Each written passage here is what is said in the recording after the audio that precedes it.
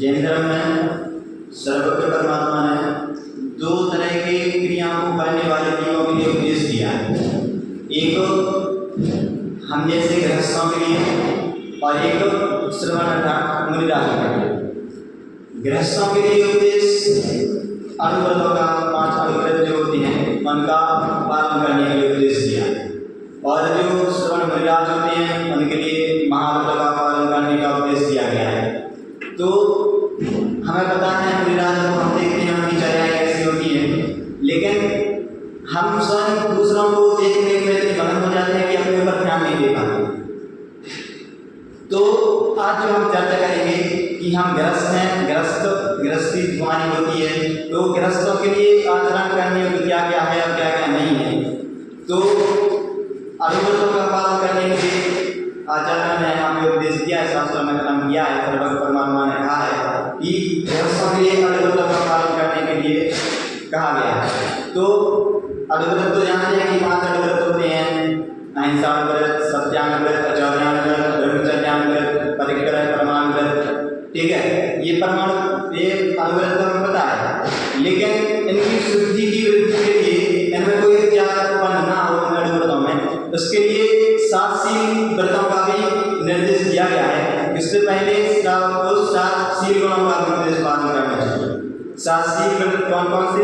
के 3 गुणव्रत और 4 शिक्षा। 3 गुणव्रत कौन कौन से? कि देवव्रत, द्विव्रत, अनव्रत। और 4 शिक्षा में कौन कौन से? सामायिक, रोजोपास, भोगोपभोग परिमाण और संविधान। ठीक है, ये 4 शिक्षा, 3 गुणव्रत और 4 शिक्षा का उपदेश पालन करने के लिए कहा गया है। तो देवव्रत का स्वरूप पता है, देशव्रत। देवव्रत अर्थात दिक अर्थात दिशाएं, शाब्दिक अर्थ देखें तो दिक का अर्थ होता है दिशाएं। ठीक है, दिशाओं में अपने सीमा को बांध देना। दिशाओं में जो 10 दिशाएं होती हैं उनमें उन 10 दिशाओं के अंदर अपने आप को सीमित कर लेना कि हम ये दिशा की कोई सीमा है नहीं, तो दिशाओं को सीमाएं मान नहीं सकते, लेकिन हम जो दिशाएं होती हैं तो उन दिशाओं के अंदर अपने आप को सीमित कर लें कि हम इस दिशा में इतने से आगे नहीं आए। वो हो गया दिग्व्रत। और उसके बाद देशव्रत। देशव्रत में भी उसके अंदर ये ग्राम, गली, गृह, बाग, बाजार में आता है, तो उसके अंदर ग्राम, गली, गृह, बाग, बाजार में अपनी क्या सीमा को निर्धारित कर लेना, वो हो गया देशव्रत। फिर उसके बाद होता है अनर्थ, जो आज हमारा मूल टॉपिक है, अनर्थ के ऊपर। कि अनर्थ अर्थात क्या? कि हमें जो पाप जैसे तो लगते नहीं है, लेकिन जो वास्तविकता में पाप तो होते हैं, लगते हैं कि ये भी कोई पाप होते हैं। किस तरह के पाप होते हैं? क्योंकि हमने पाप तो 5 प्रकार के सुने हैं: हिंसा, झूठ, चोरी, घूसी, परिग्रह, ये पाप होते हैं। इनके अलावा कौन से पाप होते हैं? और कोई सुना है? हिंसा के अलावा झूठ, चोरी, घूसी, परिग्रह के अलावा कोई पाप होगा? सुना है क्या? नहीं, लेकिन होते हैं। इनके अलावा भी यहाँ पे बताया है कि इनके अलावा भी पाप की चर्चा की गई है। तो उन्होंने हम मानते हैं कि पाप कौन से हैं? जो हमें पाप नहीं लगते हैं, पाप नहीं लगते हैं, लेकिन हमारी वो क्रियाएं होती हैं क्रिया को करने से पाप लगता है, लेकिन हमें पता नहीं है कि ये भी कोई पाप होता है, मानते नहीं है कि जैसे भी इन क्रिया को करने से भी पाप लगता है। तो ऐसे कौन कौन से पाप होते हैं, उन सब क्रियाओं की चर्चा यहाँ पे पुनर्जन्म में की गई है। जो हमें लगते तो हैं कि ये पाप नहीं है, ठीक है, अब खाली बैठे हैं, खाली दिमाग से खाली बैठे हैं तो क्या पैर हिला रहे हैं, सीधे नहीं बैठ रहे हैं, पोस्टर सीधा नहीं है, ठीक है, आज बात में बातें कर रहे हैं, तो ये सब क्या है, क्या ये सब क्या इन क्रियाओं को पुनर्जन्म में शामिल किया गया है कि पाप तो पता है 5 होते हैं, हिंसा, चोरी, किसी परिकर 5 पाप पता है, ये अलग बात है, लेकिन इनके अलावा पुनर्जन्म में लिया गया है ये जो 5 पाप हैं वो तो क्रिया आचरण की अपेक्षा से बताया गया है कि हिंसा में क्या होती है, क्रिया होती है, करते हैं अपन, लेकिन जो अनर्थन व्रत है तो अनर्थन व्रत में चिंतन के संबंधी बताया गया है, इसमें चिंतन प्रधान होता है, ठीक है, तो वो चिंतन प्रधान जो क्रिया होती है, हम ऐसे बैठ के सोच रहे हैं कुछ, ठीक है, अब ये क्या अनर्थन व्रत में शामिल हो गया, यहाँ प्रवचन चल रहा है, ध्यान नहीं दे रहे हैं, वो क्या अनर्थन में शामिल हो गया, सब अपना अपना काम करने लगे, यहाँ प्रवचन चल रहा है, वो सब क्या अनर्थन व्रत की क्रिया में आ जाता है, ठीक है, तो कौन सब चीजों को यहाँ पे अध्ययन में लिया है कि अनर्थन व्रत कौन से होती है, तो उन्होंने अगर हम चाहते हैं अनर्थन व्रत का अर्थ देखें तो अनर्थन व्रत 3 शब्द आते हैं, कौन से कि अन, अर्थ और दंड। अनर्थ बिना, खामका फालतू के, और अर्थ प्रयोजन, खामका बिना प्रयोजन के क्या मिल रहा है, दंड मिल रहा है, हमें किसी चीज से कोई प्रयोजन ही नहीं है, लेकिन फिर भी हम उस क्रिया को करके क्या कर रहे हैं, दंड भुगत रहे हैं, तो अन, अर्थ, दंड। और फिर बताया क्या ऐसी बिना प्रयोजन की जो क्रियाएं हम कर रहे हैं जिनसे हमें पाप हो रहा है, तो उनका क्या करके क्या ले लो, व्रत ले लो कि अब हम किसी चीजों को नहीं करेंगे, तो क्या है अनर्थन। ऐसी क्रियाएं जिनको फालतू की बिना प्रयोजन की क्रियाएं कर रहे हैं जिनसे हमें पाप लग रहा है, तो ऐसी अनर्थन क्रियाओं को करने का त्याग ले लो, वो हो गया अनर्थन त्याग, ठीक है। फिर अनर्थन को जो है वो आचार्य देव ने 5 प्रकार का बताया है, ये अनर्थन जो होता है 5 प्रकार का होता है, कौन कौन सा साथ में बोलेंगे, अभ्याम, पापोपदेश, ब्रह्मचर्य, हिंसादान, अज्ञान, पापोपदेश, ब्रह्मचर्य, हिंसादान और दूसरी, ये 5 प्रकार के अनर्थन बताए हैं।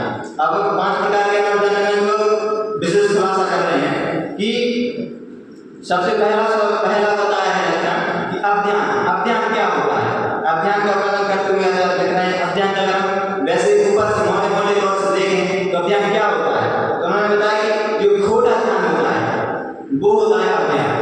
कैसे, ये खोटा ध्यान में कैसा, खोटा ध्यान क्या समझते हैं खोटा ध्यान से, देखो एक होता है ध्यान और एक होता है खोटा ध्यान। जो ध्यान होता है वो मुक्ति का कारण होता है, ठीक है, और जो अज्ञान होता है वो किसका कारण होता है, वो पाप का कारण होता है, और जो पाप का कारण जो हमारे चिंतन में जो चलता है पाप का कारण, वो यहाँ पे अज्ञान बताया है कि ये जो चिंतन इस प्रकार का जो चिंतन चल रहा है तुम्हारे, तो वो क्या आएगा, अध्ययन की श्रेणी में आएगा कि इस प्रकार का चिंतन तुम्हारे चल रहा है, इस प्रकार के तुम विचार मान्यता चल रही है तुम्हारी, तो वो क्या आएगा, अध्ययन की कोटि में आएगा। और फिर दूसरे श्लोकाचार्य श्लोक में करते हुए कहते हैं, श्लोक का पाठ करते हैं, पापाधिजय पराजय शंकर परदान गमन चौर्याध्या न कदाचनापि चिन्त्या पाप फलं केवलं यस्मात्। क्या बता रहे हैं, पापाधिजय पराजय, पापादि अर्थात शिकार, चिंतन की प्रधानता बताइए इसमें, क्योंकि क्रिया संबंधी जो मतलब करते हैं तो क्रिया तो पाप में आ गई है, लेकिन यहाँ पे क्या शिकार पहला बताया है, शिकार करना वो क्या है, अज्ञान अनर्थन, शिकार का चिंतन करना, क्योंकि शिकार कर रहे हैं हम, जैसे किसी चीज को मार रहे हैं तो वो तो क्या आ जाएगा, हिंसा में आ जाएगा, क्योंकि साक्षात मत हो रहा है उसका, साक्षात मार रहे हैं, ठीक है, तो वो तो क्या हिंसा में आ जाएगा, लेकिन यहाँ पे उसको चिंतन में बताया है अनर्थन में, ये जो शिकार है, शिकार का चिंतन करना वो अनर्थन में आता है, तो बता दें शिकार जय पराजय, युद्ध, परिस्त्रीगमन, चोरी आदि का पापार्थी जय पराजय, संकल्प और दानगमन 14 अध्याय। शिकार, जय पराजय, युद्ध, परिस्त्रीगमन, चोरी आदि का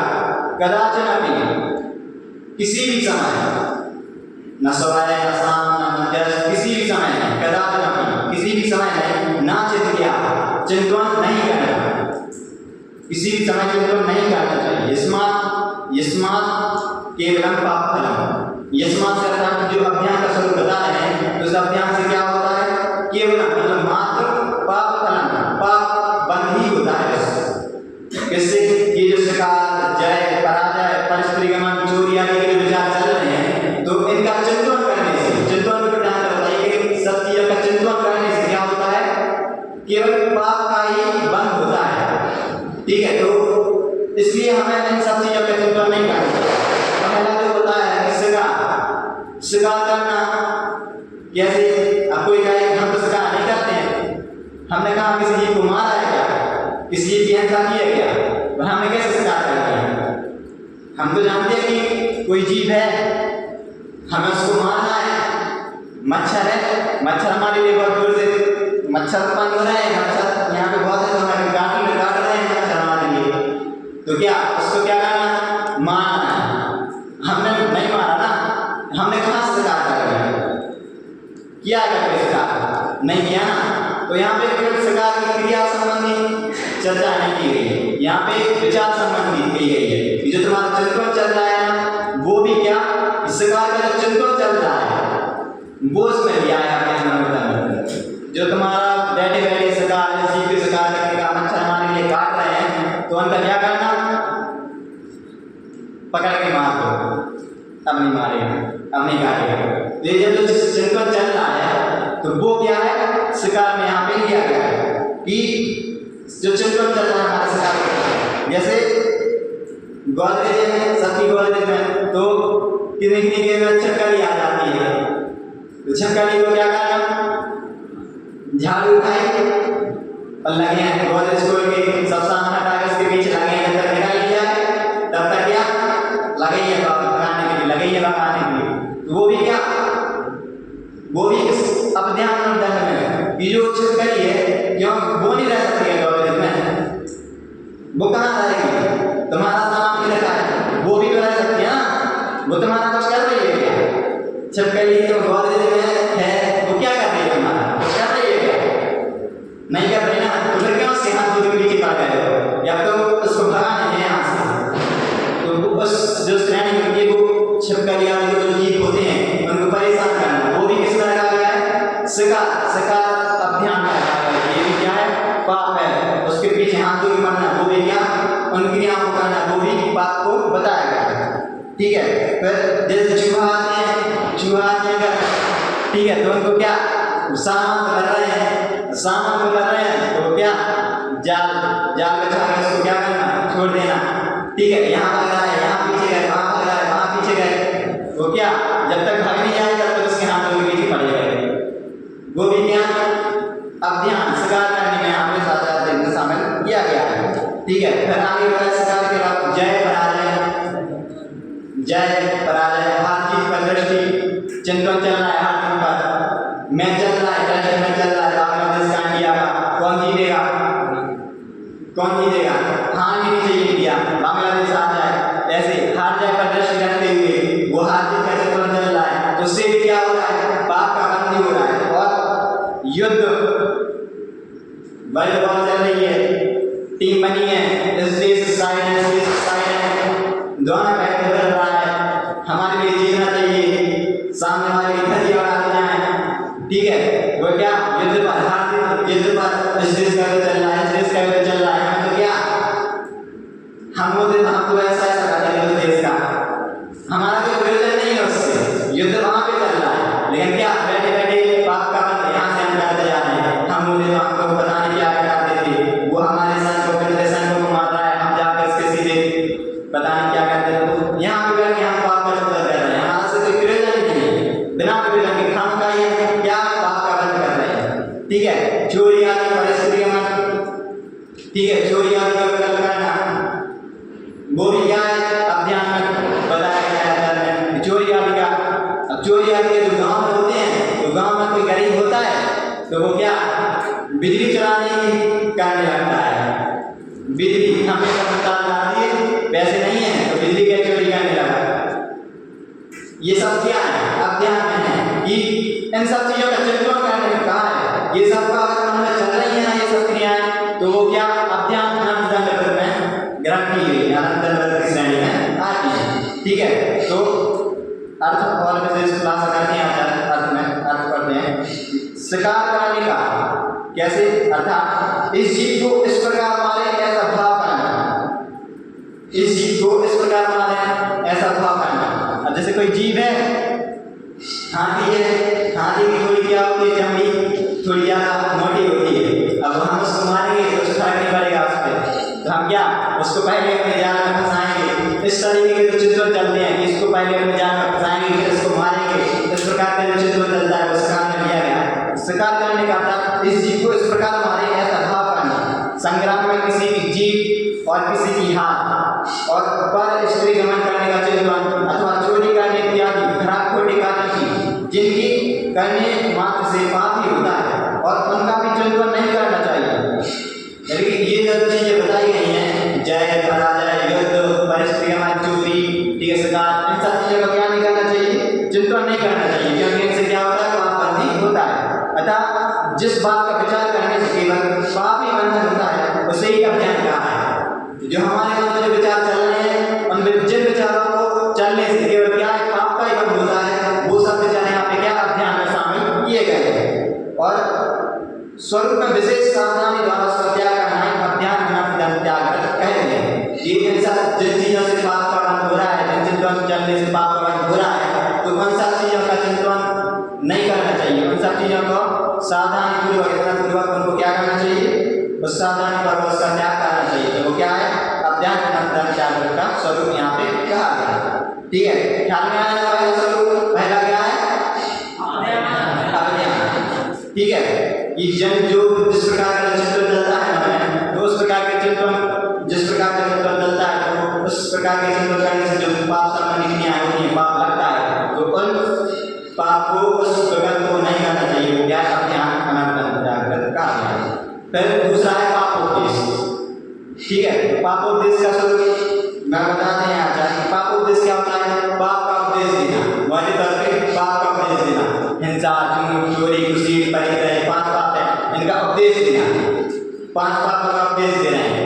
जहाँ पे नहीं है वहाँ पे भी, जहाँ पे जरूरत नहीं है, किसी से कोई प्रेरणा नहीं है, हमारा किसी से कोई संबंध ही नहीं है, फिर भी क्या उपदेश देने चलेगा, ये कर लो बेमतलब का उपदेश, पाप का उपदेश, वो क्या पाप उपदेश में दिया गया है। तो श्लोक पढ़ते हैं, वेद्या वाणिज्यमसि कृषि सेवा सर्वजीवेना पुंसा पापोपदेश दानम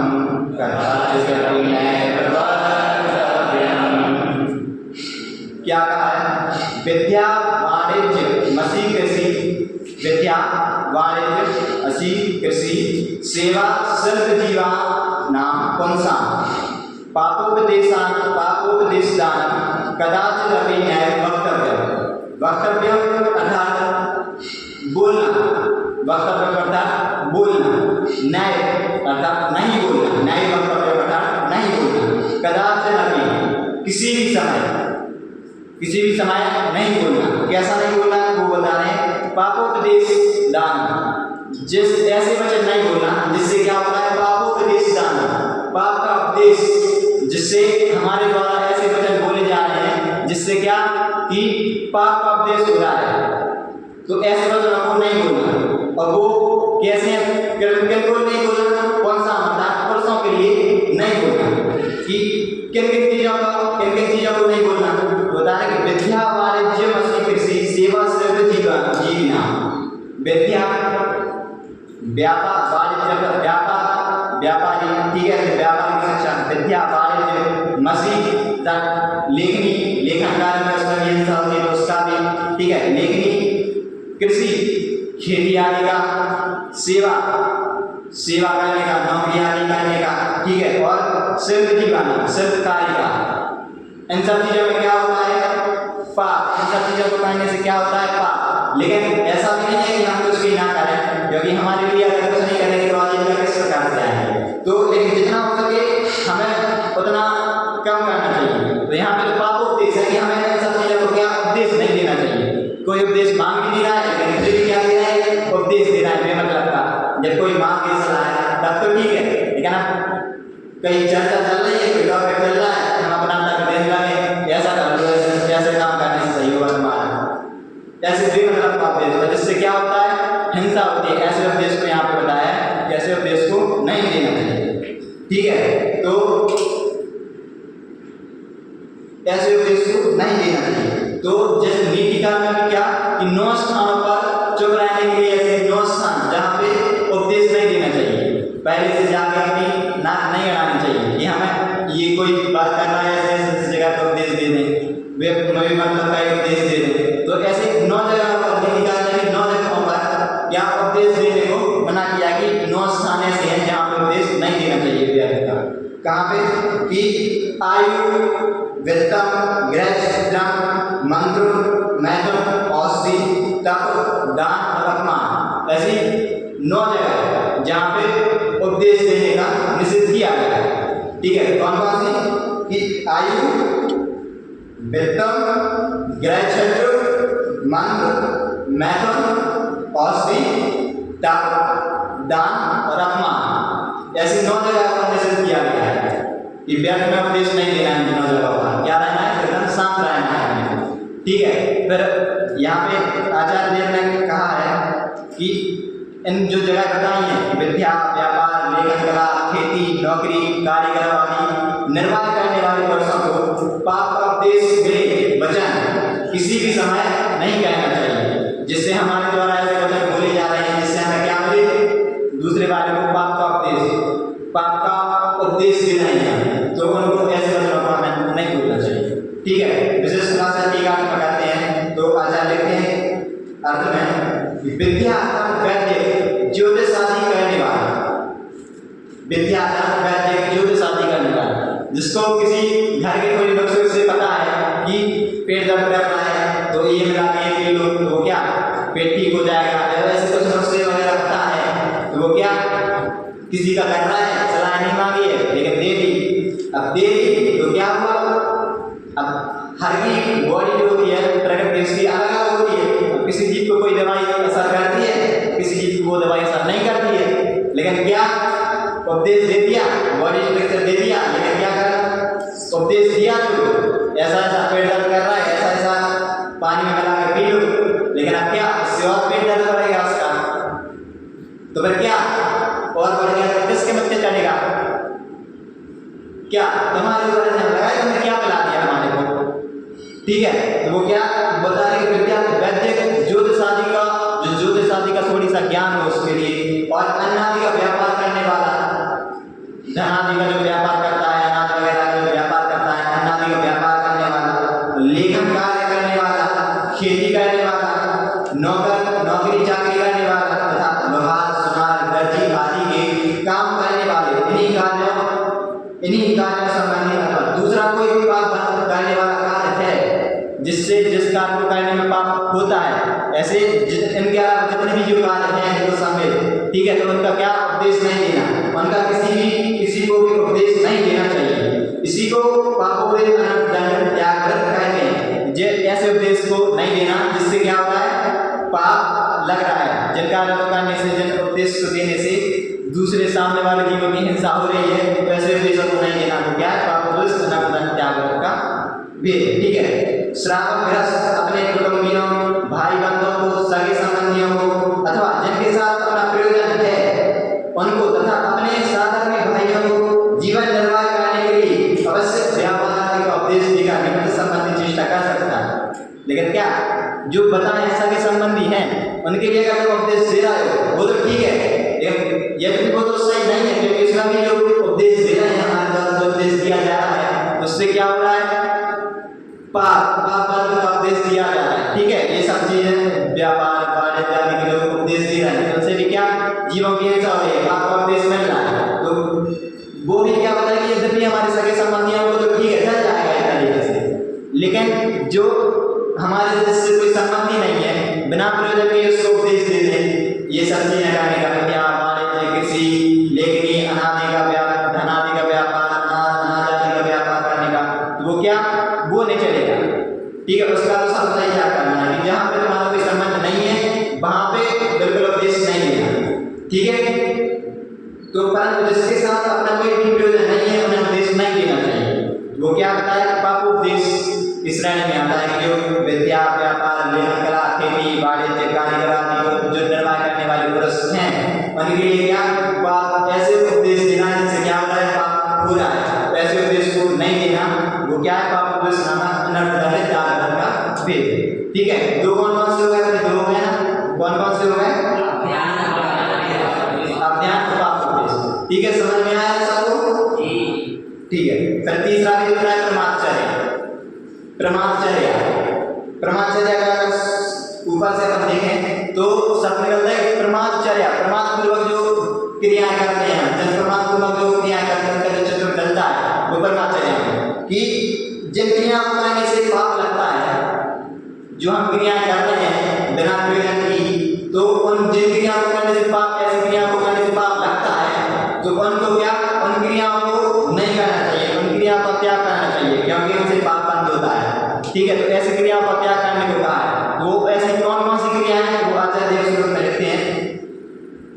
भूखनन वृक्ष मोटन सार्वजलनाकुसेचनादीनि निष्कारणं न कुर्यात् फलफलकुसुमोचयानपि च। बताइए, भूखनन वृक्ष मोटन, भूखनन अर्थात भूमि को खोदना। ठीक है, भूखनन अर्थात भूमि को खोदना, वृक्ष मोटन वृक्ष को पट्टन अर्थात जड़ से उखाड़ देना, भूमि को खोदना, वृक्ष को उखाड़ देना। ठीक है, सार्वजलनाकुसेचनादीनि अर्थात क्या कि जो सार्वजलनाकुसेच अर्थात जहाँ पे घास उगी हुई है तो उस भूमि को क्या पैर से रोकना। ठीक है, घास जिस भूमि पर उत्पन्न हुई है, उगी हुई है, तो उस भूमि को क्या करना, अपने पैरों से रोक देना। ठीक है, और सेचनादीनि अर्थात पानी से सींचना। ये जितना पानी हमें यूज करना है उतना पानी तो ठीक है, लेकिन फिर भी क्या लगे पानी से सींचते जाना है, उसमें भी क्या होता है, पाप लगा है, इससे भी क्या। ठीक है, तो वो व्यर्थ में पाप से पाप कमा रहे हैं, तो उनको।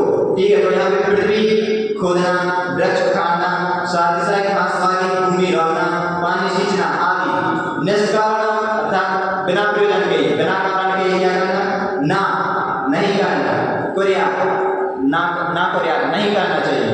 क्यों और कैसे कि फल कुसुमोचयान, फल फूल पत्ते आदि क्या तोड़ना, ऐसी निष्कारण प्रयोजन क्रियाओं को नहीं करना चाहिए। ठीक है, तो क्या पृथ्वी खोदना, वृक्ष उखाड़ना, साथ ही घास वाली भूमि रोकना, पानी सींचना आदि और पत्र फल फूल तोड़ना इत्यादि भी बिना प्रयोजन की जो क्रियाएं होती हैं उनको नहीं करना चाहिए। वो क्या है, ब्रह्मचर्य को बताया। आचार्य विशेष खुलासा भाव में करते हैं तो लिखते हैं वो कि गृहस्थ श्रावक अपने प्रयोजन के लिए, हमारी बात चल रही है कि जो गृहस्थ श्रावक होते हैं वो अपने प्रयोजन के लिए भूमि का अनुसार कुछ भी कर सकता है। ठीक है, जो हमारे लिए जरूरी है वो तो ठीक है, भूमि का हम अपने कुछ भी कर सकते हैं, लेकिन परंतु जिसमें अपना कुछ भी स्वार्थ ना हो, ठीक है, जिससे हमारा कोई ताल्लुक ही नहीं है, जिससे हमारा कोई प्रयोजन साधने वाला नहीं है, ऐसी क्रियाओं से क्या जिससे अपना कुछ भी स्वार्थ ना हो, जैसे कि रास्ता चलते वनस्पति आदि तोड़ना, उससे हमारा कोई प्रयोजन सकता है क्या? चलते जा रहे हैं रास्ते से, वृक्ष का पत्ती तोड़ ली उसकी, तो ऐसे कोई जो जिससे हमारा प्रयोजन नहीं सकने वाला है, तो ऐसे क्या कि रास्ते में चलते वनस्पति आदि को तोड़ना, उससे कोई हमारा प्रयोजन सकने वाला नहीं है। और भूमि खोदते चलना, खड़े हैं कहीं पे भूमि है तो क्या पैसे खोदते जा रहे हैं भूमि को। ठीक है, तो उससे भी हमारा कोई कुछ प्रयोजन है क्या? उससे नहीं है ना। तो ये क्या अनर्थ बेमतलब की बिना प्रयोजन की पाप संबंधी क्रियाएं कर रहे हैं हम। ठीक है, तो रास्ते से वनस्पति आदि तोड़ना, भूमि खोदते चलना इत्यादि व्यर्थ काम नहीं करना चाहिए। जिन क्रियाओं को करने से पाप बंद होता है, जिससे हमारा कोई प्रयोजन नहीं है, तो ऐसी क्रियाओं को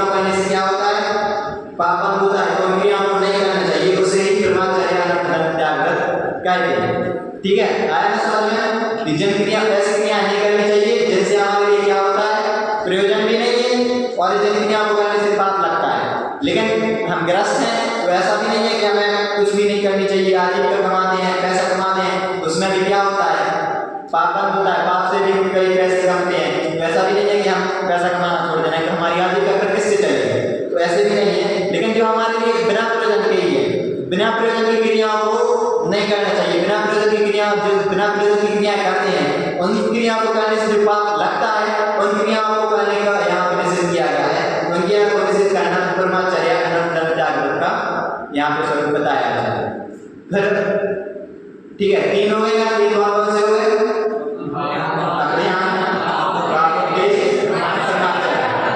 फिर चौथा आता है हिंसा प्रदान।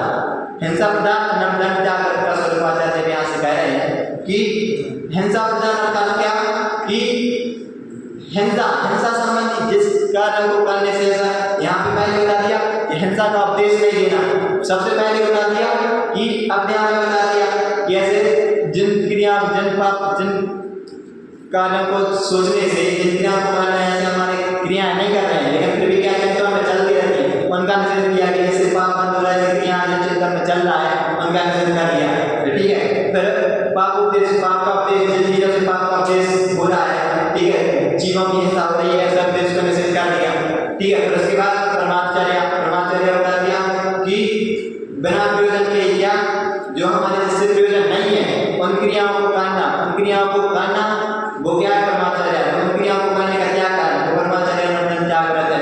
फिर उसके बाद होता है हिंसा प्रदान अनंतर जागृत का स्वरूप आचार्य कह रहे हैं कि हिंसा प्रदान क्या है, जिन वस्तुओं से हिंसा होती है उन वस्तुओं को देना, वो तो क्या है, हिंसा प्रदान है। और उन वस्तुओं को नहीं देना, जिन चीजों के देने से हिंसा होती है उन वस्तुओं को नहीं देना, वो क्या है, हिंसा प्रदान अनंतर जागृत कहलाता है। ये तो आचार्य लिख रहे हैं श्लोक में, श्लोक का पाठ करेंगे सभी। असिधेनु विसुदासन नांगल करवान कानुका दीना वितरण उपकरणा हिंसाया परिहरेयतना। क्या कर रहे हैं, असिधेनु विसुदासन नांगल करवान कानुका दीना वितरण उपकरणा हिंसाया परिहरेयतना। परिहरित तथा छोड़ना चाहिए, त्याग करना चाहिए। यतना तथा सावधान बुद्धिपूर्वक उसको छोड़ना चाहिए। किनको, हिंसा के उपकरण को, ठीक है, हिंसा के जो उपकरण होते हैं उनको क्या करना चाहिए, देने का त्याग करना चाहिए, छोड़ना चाहिए बुद्धिपूर्वक। ठीक है, वितरण उपकरण, वितरण दूसरों को देने का त्याग करना चाहिए, उपकरण जिनसे हिंसा होती है, जिन चीज़ों को देने से जीवों की हिंसा होती है उन चीज़ों को क्या करना चाहिए, उन चीज़ों को देने का त्याग करना चाहिए, छोड़ना चाहिए। ठीक है, वो चीज़ें कौन कौन सी हैं, वो आचार्य बता रहे हैं कि असिधेनु अर्थात छुरी, असिधेनु अर्थात छुरी को देने का। ठीक है, विष देने का, हुतासन अर्थात अग्नि देने का। ठीक है, नांगल अर्थात हल, जिससे भूमि खोदते हैं वो हल उससे उसका देने का त्याग, और करवाल तलवार देने का, और कर्म का देना मतलब कर्म अर्थात धनुष आदि, इन चीजों को देने का क्या करना चाहिए, त्याग करना चाहिए। वो क्या है, हिंसा प्रदान अनंतर त्याग करते हैं। ये जिन चीजों को देने से पाप संबंधी क्रिया कर सकता है तो उन चीजों को देने का क्या करना चाहिए, त्याग करना चाहिए। वो क्या है, सावधान अनंतर जागृत कहलाता है। ठीक है, तो यहाँ पे छुरी, विष, अग्नि, हल, तलवार, धनुष आदि हिंसा के उपकरणों का वितरण करना अर्थात दूसरों को देना, सावधानी से छोड़ देना चाहिए, वो हिंसा प्रदान अनंतर जागृत कहलाता है। ठीक है, अर्थ में आचार्य विश्वास करते हैं कि क्यों, ठीक है, हिंसा करने से साधन, हिंसा करने के साधन, जो हिंसा के साधन होते हैं जो बताए गए हैं कि विष, हल, अग्नि, तलवार, सब चीज़ों को क्या नहीं देना चाहिए। तो जो जिन चीज़ों से हिंसा होती है उन जो साधन बताए गए हैं कि हिंसा करने के साधन छुरी, विष, अग्नि, हल, तलवार, धनुष, बाण आदि का देना प्रयत्न से दूर करें, अर्थात दूसरों को नहीं देना चाहिए। ठीक है, इसी को हिंसा प्रदान नर्तन त्याग कहते हैं। जिन वस्तुओं को देने से हिंसा होती है उन वस्तुओं का उपयोग प्रयोजन बस अपने लिए तो कर सकते हैं, हमारा उसके बिना प्रयोजन नहीं चल रहा है तो वो जरूरी है कि हमें जिससे प्रयोजन नहीं चल रहा है तो हमें करनी पड़ेगी। ठीक है, अग्नि का प्रयोग खाना बनाने के लिए अग्नि का प्रयोग होता है तो आपके बगैर अग्नि के खाना बन सकता है? नहीं बन सकता है, तो अब जरूरी है कि हमें उसका प्रयोग करना पड़ता है। ठीक है, तो वो ये बता रहे हैं कि जिन वस्तुओं को देने से उन वस्तुओं का उपयोग प्रयोजन वस्तु अपने लिए तो कर सकते हैं, जिससे हमारा जिस चीज़ों से हमारा प्रयोजन चल रहा है जरूरी है तो उनका उपयोग कर सकते हैं, लेकिन उसके अलावा प्रयोजन नहीं है लेकिन फिर भी चीज़ों का क्या करना है, उपयोग करना है, तो यहाँ पर उसका निषेध किया गया है। तो किसी अन्य को भी वस्तु भी नहीं देनी चाहिए जिससे बिना प्रयोजन की जो चीज़ें जिससे हमारा प्रयोजन है तो उन सब चीज़ों को तो कर सकते हैं। ठीक है, लेकिन उससे भी क्या पाप बंद तो होता है, लेकिन जरूरी है तो करनी पड़ेगी। लेकिन जो बिना प्रयोजन के जिससे हमारा काम चल सकता है लेकिन उसके अलावा भी क्या जिससे पाप हो रहा है, ठीक है, तो उनको क्या करना, उनको बताया है कि वो हिंसा प्रदान उनका उपदेश उनको दान में नहीं देना, वो क्या हिंसा प्रदान दान त्याग में बताया गया है। ठीक है, उन सब चीज़ों को नहीं देना, उसमें भी उसको यूज नहीं करना चाहिए। ठीक है, 4 हुआ यहाँ पे कौन कौन से तो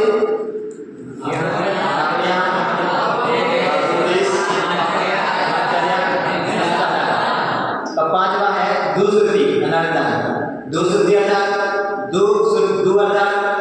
दोष या बुरा, और श्रुति अर्थात सुनना, बुरा सुनने को यहाँ पे दुष्कृति, बुरा सुनने के त्याग को यहाँ पे दुष्कृति अनर्थ त्याग कहा गया है। तो आचार्य ने इसको मैं लिखते हुए कहते हैं राग आदि वर्धयाना दुष्ट कथा नाम बोधबहुलाना नकदाचन गुरुरी श्रवणावन शिक्षणादि।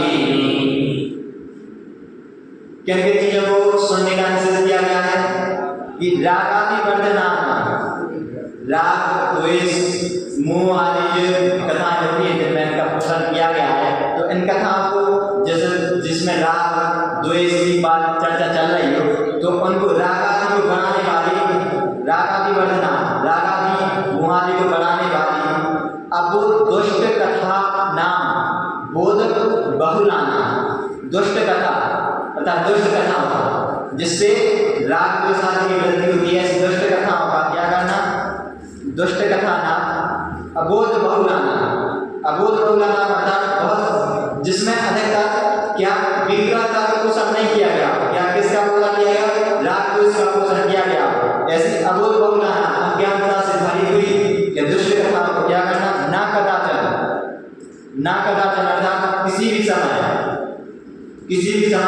समय उसको नहीं सुनना, ना कदाचन पूर्वी नहीं करना चाहिए। श्रवणार्जन शिक्षणादि, श्रवणार्जन अर्थात सुनना, अर्जन करना, उसको सीखना, इनको कि जिससे राग द्वेष आदि को बढ़ाने वाली जो कथाएं होती हैं उनको ना सुनना, ना सीखना, ना सुनाना। ठीक है, उन सब चीज़ों को त्याग करना हो गया, दूसरी अनर्जन त्याग कहा गया है। इन सब चीज़ों को सुनने का त्याग करना चाहिए जिससे राग द्वेष को बढ़ाने वाली कथाएं होती हैं, उन सब चीज़ों का सुनने का त्याग यहाँ पे बताया गया है। ठीक है, भावार्थ में आचार्य खुलासा करते हैं कि जो कथा सुनने से, पढ़ने से, सीखने से, सुनने पढ़ने सीखने से विषयादि की वृद्धि होगी, राग द्वेष मोह इनकी उत्पत्ति होगी। ठीक है, मोह बढ़ेगा और अपने तथा पर के परिणामों में संक्लेश होगा, अपने तथा पर के परिणामों में संक्लेश होगा।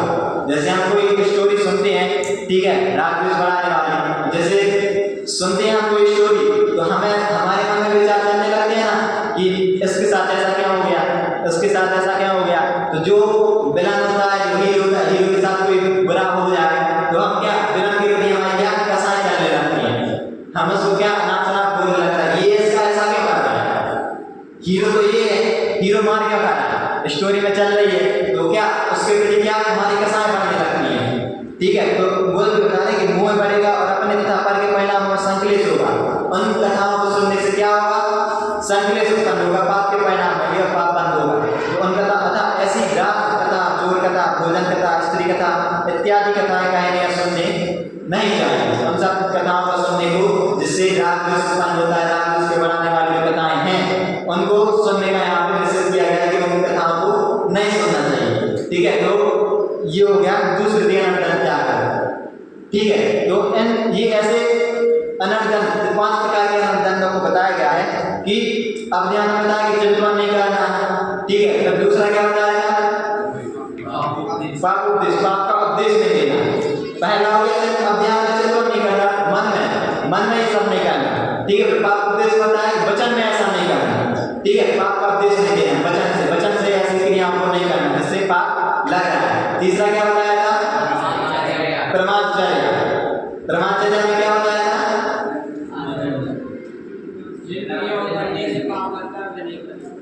जिन चीजों को करने से, जिन क्रियाओं को करने से पाप लगता है उनको नहीं करना। ठीक है, तो क्या होगा मन वचन काय से क्रियाओं को नहीं करना। ठीक है, फिर उसके बाद क्या होता है हिंसा अपना, हिंसा के कारणों को दूसरों को नहीं देना, वो हिंसा अपना। दूसरे दिया राग द्वेष को बढ़ाने वाली ऐसी कथाओं को नहीं सुनना। ठीक है, वैसे मन वचन काय तीनों से जो हमें पाप नहीं लगते हैं लेकिन पाप होते हैं, उनका पाप का फल होता है लगता है। तो ऐसे मन वचन काय तीनों से वो बताती है, ये मन वचन काय तीनों से क्या, तीनों क्रियाओं को करने से पाप लगता है। मन में चिंतन कूड़ा चिंतन चल रहा है। ठीक है, उपदेश दे रहे हैं कूड़ा, जिससे जीवों का क्या होता है घात होता है। ठीक है, मन वचन काय तीनों से जिससे पाप लग रहा है, तो ऐसी क्रियाएं। लेकिन हम जो इन चीजों को क्या पाप नहीं मानते हैं, हम ऐसे दिन भर में कितनी क्रियाएं करते हैं कि जहाँ पाप नहीं लगती है लेकिन होती तो है पाप, और उससे क्या होता है पाप लगता है। तो हमारे लिए क्या प्रतिकूलताएं आती हैं, और प्रतिकूलताएं आती हैं तो हमें क्या कसाई होती है, अपने कसाई वाले बढ़ती जाती है। वो बता रहे कि हमें इनका स्वरूप समझना चाहिए। पाप 5 होते हैं, उदकता है, हिंसा, चोर, चोरी, कुछ परिग्रह, पाप होते हैं। लेकिन क्या कि ये जो अनर्थ है चिंतन मन वचन काय तीनों की क्रियाओं को जो बताया है का स्वरूप बताया है अभियान, हिंसा, ब्रह्मचर्य, ठीक है, हिंसा दान, दूसरी, ठीक है, इन सब चीजों को जो स्वरूप बताया है का, तो इनको नहीं करना चाहिए। मन वचन काय से क्या करना चाहिए, क्या करना चाहिए। लेकिन हम तो ये क्रियाएं पाप लगती नहीं है, तो हम क्या करते जाते हैं, दिन भर में ऐसी कई क्रियाएं करते हैं जिनसे पाप लगता है। तो जब पाप बनता है तो उसका क्या उदय आता है, जैसे करनी वैसे करनी, जैसे हम क्रियाएं करते हैं लेकिन पाप नहीं मानते हैं, उसका उदय आता है हमारे जीवन में। तो हमारे लिए क्या प्रतिकूलताएं होती हैं, और प्रतिकूलताएं होती हैं जब, तो क्या होता है कि हमारे परिणाम और संग्लेश बिगड़ने लगते हैं, और फिर क्या होता है, और उससे क्या होता है पाप बन होता है। तो इसलिए कहते हैं कि हम इनका भी स्वरूप जाने, तो क्या कि जो होता है सो होने दो, होने को स्वीकार करो, कर्तापन का भाव में लाओ, निश्चित का प्रसाद करो। हमें जो पाप होते हैं, जिन हम इन चीज़ों को जो पाप नहीं मानते हैं, हिंसा, झूठ, चोरी, कुछ परिग्रह, इनको भी पाप मानते हैं, तो इनको क्या करना चाहिए कि इनको भी स्वरूप समझकर इनका भी स्वरूप समझना चाहिए कि ये भी पाप होते हैं, जो हमें पाप नहीं लगते हैं लेकिन ये भी वास्तविकता में पाप होते हैं। तो इनका भी स्वरूप समझकर कि हम जैसे बताएं जो होता है होने को स्वीकार करो, कर्तापन का भावना लाओ, निश्चित का प्रसाद करो। ये पॉजिटिव थिंकिंग, पॉजिटिव थिंकिंग क्या होती है तो बताएगा पॉजिटिव थिंकिंग क्या होती है। किसी ने हमारे लिए मार दिया, ठीक है, हमें किसी ने मार दिया, हमने उसको नहीं मारा, ये पॉजिटिव थिंकिंग है क्या, ये पॉजिटिव थिंकिंग है क्या, नहीं। क्यों, क्योंकि पॉजिटिव थिंकिंग किसका नाम है कि जो होना है सो वही हुआ है, हमारे को थप्पड़ पड़ा है तो हमारे काम वाला था तो इसलिए थप्पड़ पड़ा है। ऐसे जो विचार होते हैं वो पॉजिटिव थिंकिंग है। ऐसा नहीं है कि किसी ने हमें मार दिया, हमने उसको नहीं मारा तो हमारे क्या परिणाम सही है, तो वो पॉजिटिव थिंकिंग हो, ऐसा नहीं है। जो हमारे काम वाला आया है, हमने ऐसे बात किए होंगे, हमारे ऐसे काम वाला आया है, तो क्या ऐसा मानना वो पॉजिटिव थिंकिंग है। तो हम भी क्या करें कि जो पाप होते हैं उनका तो स्वरूप पता है, हिंसा, चोर, चोरी, कुछ परिग्रह, इनका स्वरूप पता है। लेकिन जो हम पाप नहीं मानते, जिन क्रियाओं को ऐसे जिन क्रियाएं करते हैं, तो उन क्रियाओं को भी क्या समझकर क्या करें, अनर्थ से जितना हो सके उतना बचे। क्योंकि जिंदगी तो बहुत छोटी है और जो जंजाल है वो बहुत लंबा है, तो इसलिए हम जितना हो सके अनर्थ करने से बचें। तो हम अनर्थ को करें तो हमारे लिए क्या होगा, पाप बंद होगा। वो क्या परिभ्रमण, संसार में परिभ्रमण का कारण है, पद्धति को बढ़ाने वाली है। तो हम भी क्या करें, इस अनर्थ के पास जो बेकारी भाव है उस बेकारी भाव को छोड़कर शुद्धात्मा में स्वरूप का अवलंबन लेके अपने मोक्ष पद की प्राप्ति करें, मोक्ष में अपना नंबर भर्ती करें और जल्दी से शीघ्र मोक्ष पद की प्राप्ति करके इस के साथ हाँ